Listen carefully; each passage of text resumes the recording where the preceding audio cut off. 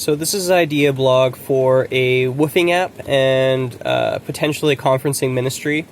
So the way that it works, obviously we have Airbnb, people rent out their homes, right? But first of all, they don't actually rent out their spaces, which is another thing. So communities can use spaces in homes, right? For either doing activities or that sort of thing, or having meetups or book clubs or whatever.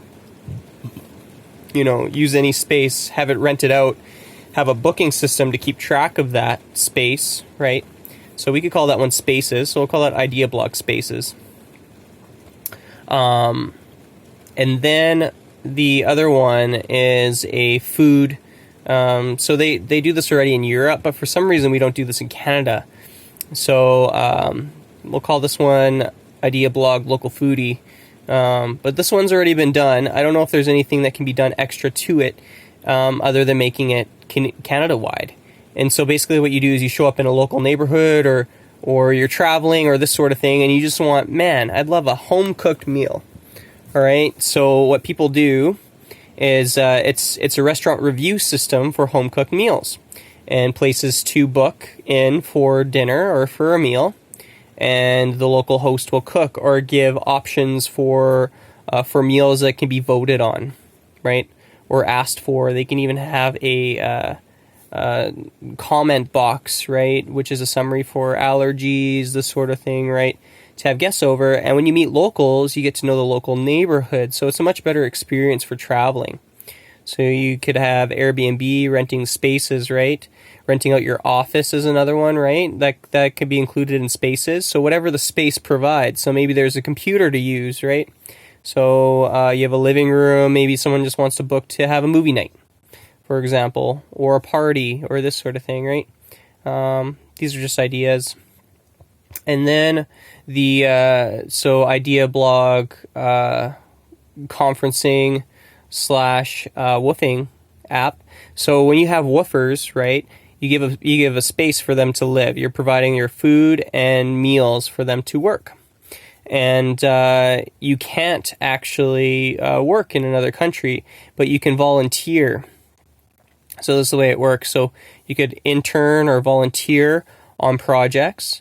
But let's just say for your at home, you have lots of things that need to be done, right? Either you're gardening, your horses need to be taken care of. You have projects for assembling furniture, washing the house, cleaning, tidying, this sort of thing, right? So you would have a woofing app, right, which shows them the space, kind of like Airbnb. Review system, everybody reviews everybody. You review the owner reviews the woofer, for example, on their work ethic. And talents and traits for the woofer would be another one for the bio. And the job task listing, so that would be the homeowner's side for putting on tasks. And so it'd have daily tasks, weekly tasks, or just tasks to be done, right? So either they're routine or they're not. And they would have a checklist. And the other thing it would have is GPS and photo. So you take a photo when you're done your job.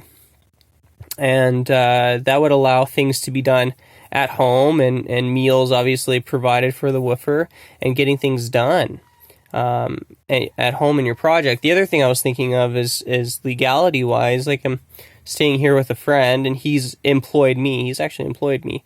But if it's legal for woofers to intern, and you could ask them that, and they can basically learn a trait by interning on a job, and it provides an extra hand and foot for a company owner like my friend Spencer here for Marshall's.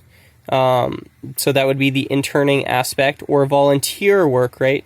Volunteering on projects in the city, for example, for woofers would be a really good one too, at a local church or whatever. So that's the idea for the woofing app. So idea blog conferencing. So when it comes to conferencing or Bible centers, right? So we're talking about ministry now. You have a ministry set up. It'd be nice to have just a generalized app and system for getting things done at ministries, right? So I worked at Cape and Ray Bible Center. So they would need a booking system for keeping track of their speakers. So you have at their complex, you would have different buildings, right? So each building has a subcontext, right, for when and where people should be, right? And this applies for conferencing too, because you have many rooms to take care of. I worked in conferencing.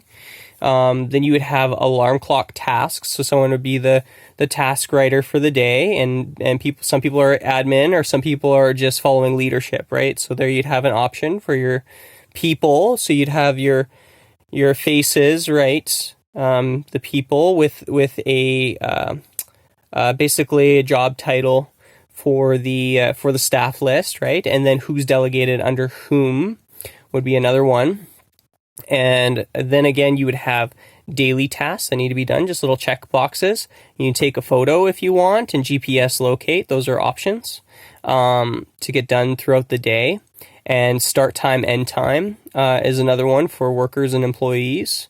And then you would need a guest booking system. So guests can either register to speak at the Bible Center, or a guest list of people you can request and ask. They also need booking for their guest suite, so people can book to stay there. Students as well, so they need a student list. And then they would need a class schedule that's digital. And then we'll call this idea blog lessons, or educator, idea blog educator. So this one here would be, it's an automatic video recording system. So you use the Dome recorders, the 360 from Samsung, for example. Samsung makes some, and there's many on the market. And basically the software analyzes who the teacher is, so it has face recognition. It knows the shots. It has like a head shot, it has a shoulder shot, and it has a full body shot. So it can track those because the information is all there, right? So now it just needs to crop those three. And so it'd be cropping those three at all times and then transitioning between them, depending if there's little movement or this sort of thing. And you could teach the software panning and different techniques there. And so that keep track. And then you also have the board, right? Wherever you're teaching material. So you'd have that cropped out, your marker board or whatever, for the shot. So that can do overlays as well for teaching. So if there's any movement on the board, well, then the computer would transition to that, right? Automatically in the shots, or put it in like a sub window. Well, there's teaching as well, so you can have that transition automatically take place. And then with that whole video, to take that and analyze it for audio, so you can have the MP3 track, right, to share online, different sources for broadcasting.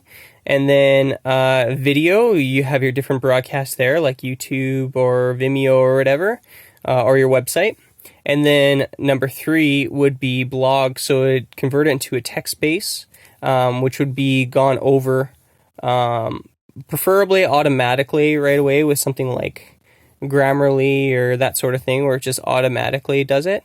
And then allows for people for editing for blogs, right? For blog posts or writing books or these sort of thing, right? Because you can keep sermon books, you can keep class books, teaching curriculums. And then these curriculums or classes, right, because you would have a schedule in your system or a schedule in your school or whatever, it would automatically identify what class takes place every day and what that schedule is like. And then people can watch it live, right, and they stream it, or they can download the video file to their device, right, have their school page or app or whatever. And you could also have your conferencing app. And this allows for broadcasting for churches and that sort of thing. So here's a few idea blog updates for businesses and that sort of thing.